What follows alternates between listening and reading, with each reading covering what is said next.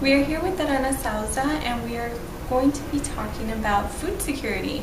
Darana is a senior researcher at IPC, and she's going to be answering some of our questions related to food security on an international scale. So thank you for joining us. Thank you. So the first Millennium Development Goal is to eradicate poverty and hunger. What progress have we made as a globe in achieving that goal in the context of hunger and food security? Okay. In terms of hunger, MDG 1 says that we should have the proportion of people who suffer from it from the 1990 figures until 2015. Now, in terms of undernourishment, the 1990 figures were 20%.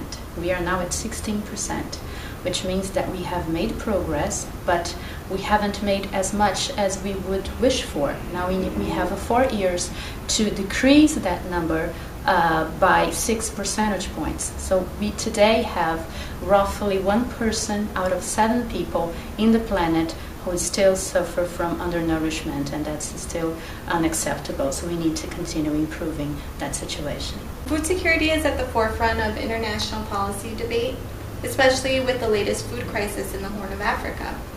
In your opinion, how can we begin to tackle these issues surrounding food security around the world? Yeah, there are basically 2 types of actions that we need to put in place to tackle food insecurity. So the first type of actions is short-term actions that make sure that people have immediate access to food. And there we have some examples that are put in place in the world, such as food distribution, provision of cash, school feeding, therapeutic feeding. And the second type of actions are longer-term actions that tackle the root causes of food insecurity. And there we also have a range of necessary actions. We need more transparency in international markets and limit speculation. We need to give the people means to access food through employment, through social policies, especially social protection. We need to have proper management of natural resources.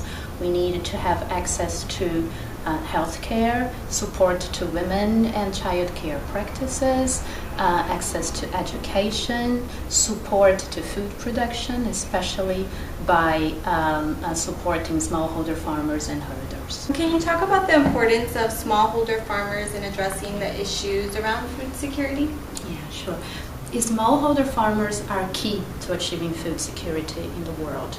They are key to ensure food availability, especially at local and national levels, and also to ensure that people have access to food for a lot of reasons.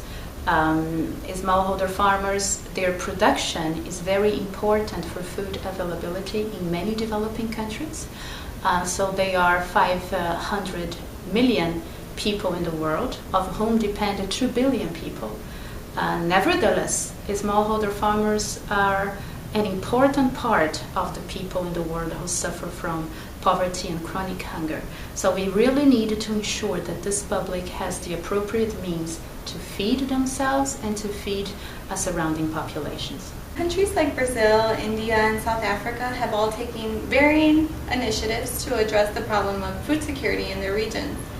How do you think that this mutual learning has affected the rates of the food insecure in these countries? India, Brazil, and South Africa, they have a lot to talk about in terms of food security, and I really do believe that this could be developed among the 3 countries.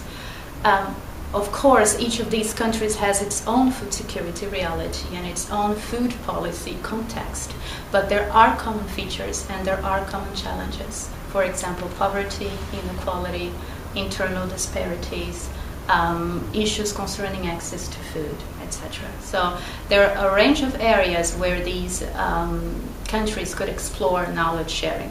Okay, well, thank you so much for talking with us about food security issues that are affecting many on an international scale. We hope that this brings awareness and it initiates more dialogue on this issue. So thank you. Thank you.